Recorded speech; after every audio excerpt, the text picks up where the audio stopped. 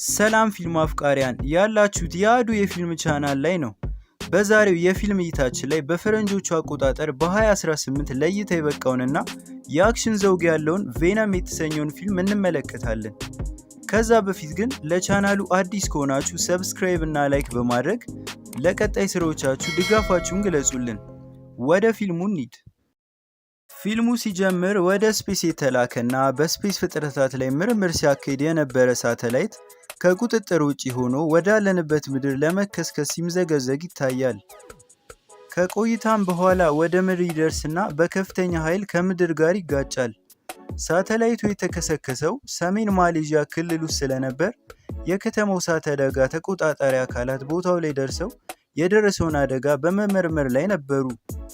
በዛ መሃል ግን መርማሪዎቹ የሆነ ለየት ያለ ፍጥረት ያገኙና በእቃ አድርገው ከዚህ በፊት ከተገኙት ሁለት ለየት ያሉ ነፍስ የነበራቸው ፍጥረታት ጋር ለማስቀመጥ በመውሰድ ላይ ነበሩ። በመሃል ግን ያመልጣቸውና አንድ ቻይናዊ ግለሰብ ሰውነት ውስጥ ይገባል። ግለሰቡ የፍጥረቱን አቅም መቋቋም ስላልቻለ ወዲያው ኮማ ውስጥ ይገባል። በጊዜው የነበሩት የጤና ባለሙያዎችም ግለሰቡን ለማዳን በአምቡላንስ ወደ አቅራቢያቸው ሆስፒታል ይወስዱታል።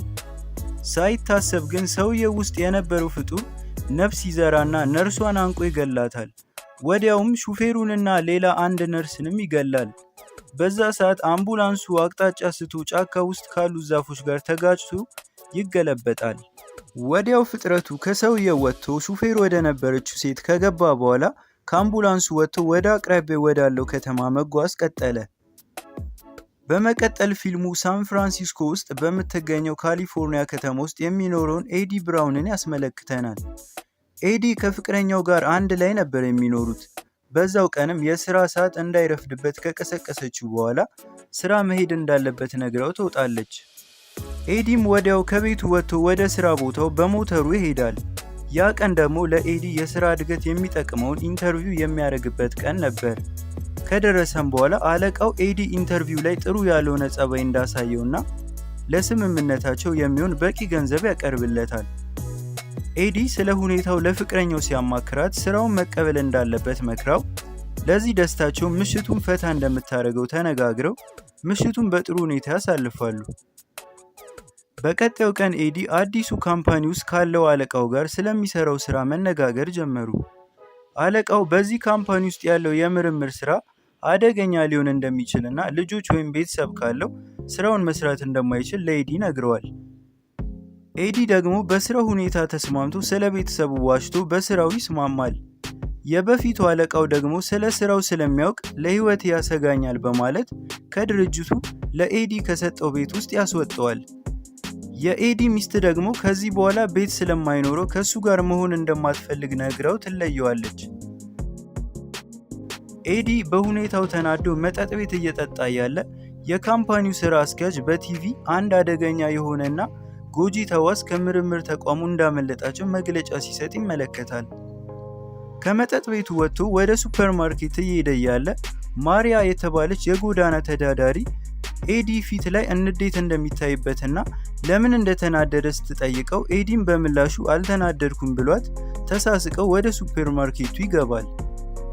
የሱፐርማርኬቱ ባለቤት የሆነችው ሴት ደግሞ ኤዲን በቅርበት ስለምታውቀው ከወትሮ ለየት ያለ ጸባይ ስላየችበት ምን ሆኖ እንደሆነ ትጠይቀዋለች። ኤዲ ግን አሁንም ግራ ተጋብቶ ምንም እንዳልሆነ ነግሯት እቃውን ለመፈለግ መንቀሳቀስ ይጀምራል። በዛ አጋጣሚ የሆነ ሌባ መጥቶ ሴትዮዋን ገንዘብ እንድታመጣ በሽጉጥ እያስፈራራ ሲጠይቃት ኤዲ ይመለከታል። ኤዲም ንዴቱን ሊወጣበት ፈልጎ ነገር ግን ሌባው ሽጉጥ ይዞ ስላየው ፈርቶ ዝም ብሎ ወደ ቤቱ ሄደ። ኤዲ የተከራየበት አፓርታማ ውስጥ ጸበኛ ሰው ስለነበር ኤዲን ሁል ጊዜ ዘፈኑን በከፍተኛ ድምፅ እየከፈተ ያናደዋል። በተደጋጋሚ ድምፁን እንዲቀንስለት ቢጠይቀውም ጥያቄውን አይቀበለውም። በሌላ በኩል ደግሞ ማሶን ወይም የካምፓኒው ባለቤት የተቀሩትን ሁለት ተዋሲያን ወደ ምርምር ተቋሙ አስገብቶ ለሰው ልጅ ጠቃሚ ወይም ጎጂ መሆናቸውን ለማወቅ በጥንቸል ላይ ሙከራ ያደርጋል።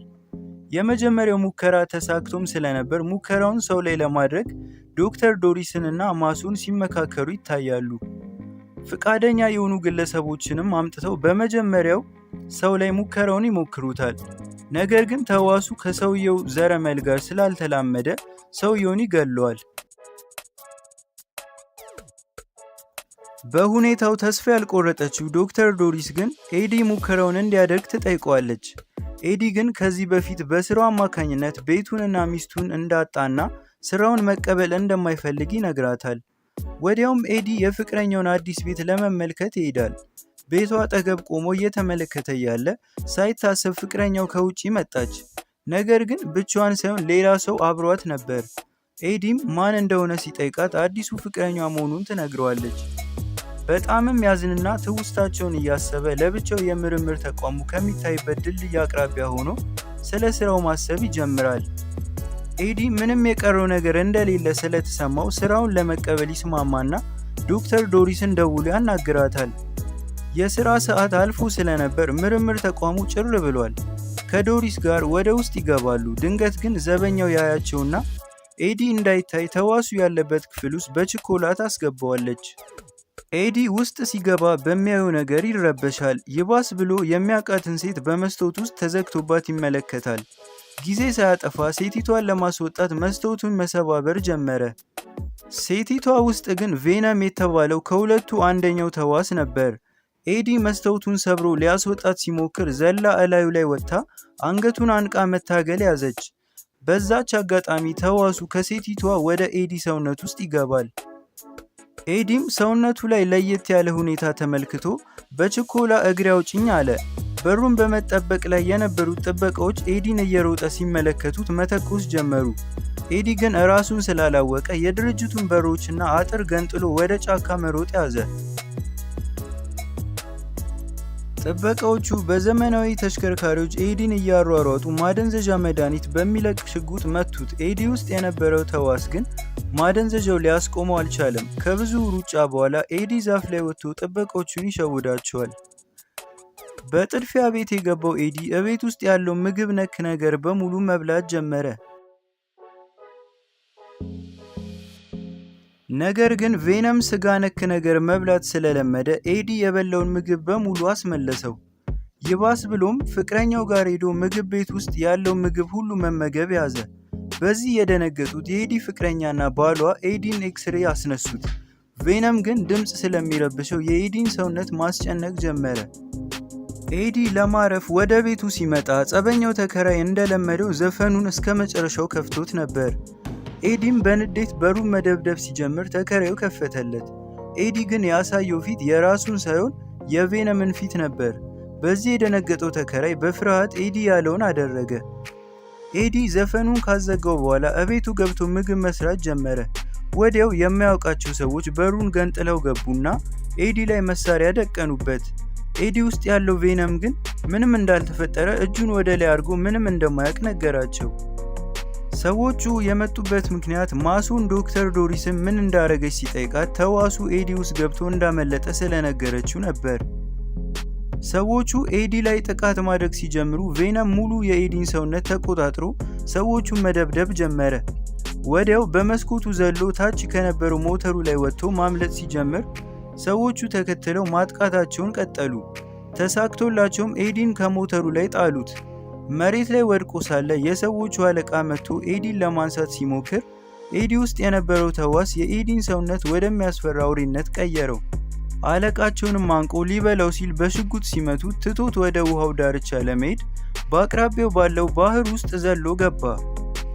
የባህሩ ዳርቻ ላይ ሲደርስ ከሰውነቱ ውስጥ ኤዲን ያስደነገጠው ፊት ይወጣና ቬነም እንደሚባል እንዲሁም ከሱ ዘረመል ጋር መኖር እንደሚችል አስረዳው።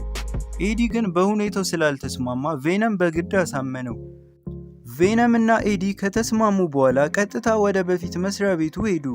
ወደ መስሪያ ቤቱ የሄዱበት ምክንያት ሳይንቲስቶቹ የጠፋውን ሌላኛው ተዋስ ካገኙ በኋላ ሀገሪቷን የሚጎዳ ስራ ላይ ሊጠቀሙበት እንደሚፈልጉ ለማናጀሩ ለመናገር ነበር። በጊዜው ግን ሰዓቱ አልፎ ስለነበር ጥበቃው አላስገባ ይለዋል። ቬነም ግን ትዕግስት ስለሌለው በመስኮት በኩል ገብቶ ለማናጀሩ ማስታወሻ ላይ ጽፎለት የፎቁ አናት ላይ ይወጣል። በዛ ሰዓት ደግሞ ከላያቸው አውሮፕላን በቅርበት እያለፈ ነበር። የአውሮፕላኑ ድምፅ ቬነምን ስለረበሸው ራሱን መቆጣጠር አቅቶት ከፎቁ ላይ ተምዘግዝጎ ይወርዳል። ቆይቶ ግን የቬነም ሰውነት እንደሚጣበቅ ነገር ሆኖ ኤዲ ሳይወድቅ ያተርፈዋል። ድርጅቱ በመውጣት ላይ ያለ ብዙ ወታደሮች መውጫ በሩ ላይ ተዘጋጅተው ቬነምን በመጠባበቅ ላይ ነበሩ።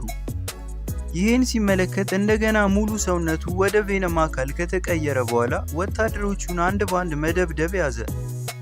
በመሃል ግን ፍቅረኛው መታ ኤዲን ስትመለከተው በሁኔታው ደነገጠች።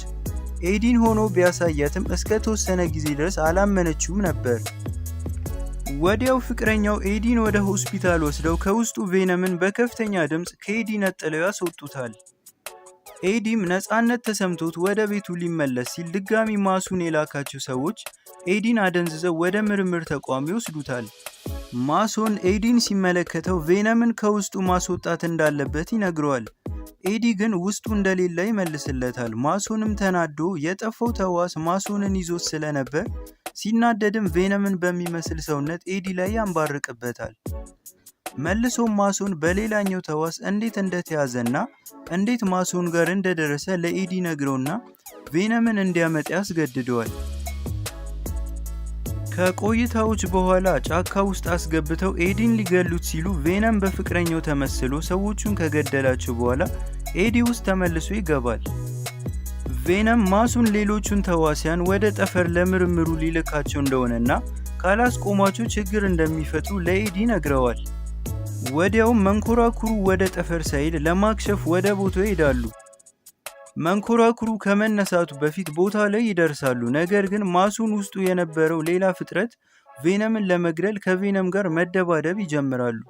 በመሃል ደግሞ የኤዲ ፍቅረኛ ከፍተኛ ድምፅ በድርጅቱ ስፒከሮች መክፈት ስትጀምር ማሶንና ኤዲ ከፍጥረቶቹ ተነጥለው ይወድቃሉ።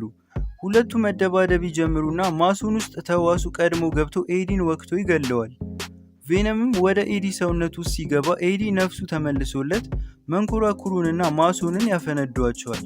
ነገር ግን የመንኮራኩሩ ፍንዳታ የቬነምን ሙሉ ሰውነት ያቃጠለውና ኤዲ ብቻ ውሃ ውስጥ ይገባል።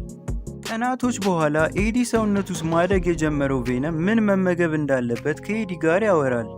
ኤዲ ደግሞ ቬነም መብላት ያለበት ጥሩ ሰው ያልሆኑትን ጭንቅላት ብቻ ነው እያለ ከዚህ በፊት ሱፐርማርኬቱ ሲዘርፍ ያየውን ግለሰብ ተመልክቶ የሰውየውን አንገት ገምጦ ይጥለዋል። በቀጣዩ ትዕይንት ኤዲ ተዋሱ አለበት ተብሎ ወደሚጠረጠረው ግለሰብ ለመጠየቅ የማሌዥያ ዋና ከተማ ውስጥ ወዳለው እስር ቤት ሲሄድ አስመልክቶን ፊልሙ ይቋጫል።